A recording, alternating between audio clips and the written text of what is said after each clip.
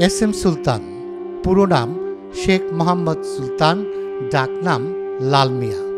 জন্ম 10ই আগস্ট 1923, নড়াইলের মাসিমদিয়া গ্রামের কৃষক পরিবারে। 40 দশকে আর্ট স্কুলে ভর্তি হন। 1943 সালে তৃতীয় বর্ষে উঠে আর্ট স্কুল ছেড়ে দেন। পরে বাংলার পেশিবহুল কিষাণ কিষাণীর ছবি এঁকে দেশে বিদেশে অনন্য বিশিষ্টতা অর্জন করেছেন। বসুন্ধরা টিস্যু, অশুদ্ধতার বিরুদ্ধে এক বিন্দুও ছাড় নয়। উল্লেখযোগ্য চিত্রকর্ম প্রথম বৃক্ষরোপণ, গাতায় কৃষক, চর দখল, চিত্রা নদীর তীরে প্রভৃতি। আশৈশব ছবি এঁকেছেন সুলতান। তিনি নিজের তাগিদেই এঁকেছেন, খ্যাতি ও অর্থবিত্তের জন্য নয়। কিন্তু ছবি আঁকার সিদ্ধহস্ত হলেও সুলতান যেন নিজের পরিচিতি গড়ে তুলতে পারছিলেন না। 60 দশক পর্যন্ত তার ছবি ভিন্ন পরিচয়ে চিহ্নিত হতে পারেনি। তবে জন্মস্থান নড়াইল শহরের উপকণ্ঠে নদী তীরে গ্রামীণ পরিবেশে ফিরে আসার পর সেখানকার প্রকৃতি আর সহজ সরল মানুষে চিত্রকরকে শুধু নতুন বিষয় নয়, নতুন আঙ্গিকেরও সন্ধান দিল। বিশাল ক্যানভাসে তিনি তৈরি করলেন কিষাণ কিষাণীর ছবি, যাদের শরীর অতি মানবীর মতো প্রকাণ্ড, শক্তিমান।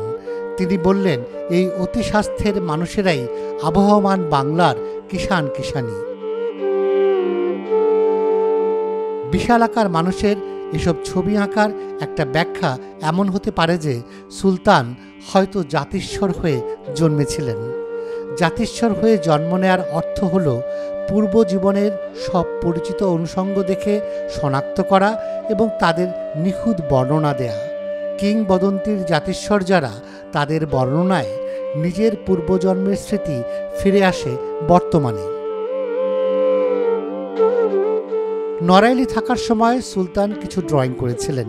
সেখানে তিনি বর্তমানে মানব জাতির নয়, প্রাগৈতিহাসিক যুগের মানুষের ছবি এঁকেছেন। আদতে তাদের ছবি তিনি আঁকলেন কিভাবে? অনেকের মতে এর ব্যাখ্যা হতে পারে এই যে পূর্বজন্মে তিনি তাদের কথা শুনেছেন লোকমুখে, আর সেই জনশ্রুতির ফলে তিনি সমকালের জাতিস্বর হয়ে নন, বরং উত্তরস্বরী হিসেবে পূর্বপুরুষদের ছবি এঁকেছেন। শিল্পী এস এম সুলতান তাঁর স্বজাতিকে মহিমান্বিত করার মধ্য দিয়ে বাংলা এবং বাঙালি জাতিকেই এক অনন্য মর্যাদার আসনে নিয়ে গেছেন।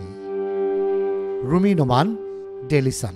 For more updates, follow us on Facebook, subscribe our YouTube channel, get the latest update on www.daily-sun.com.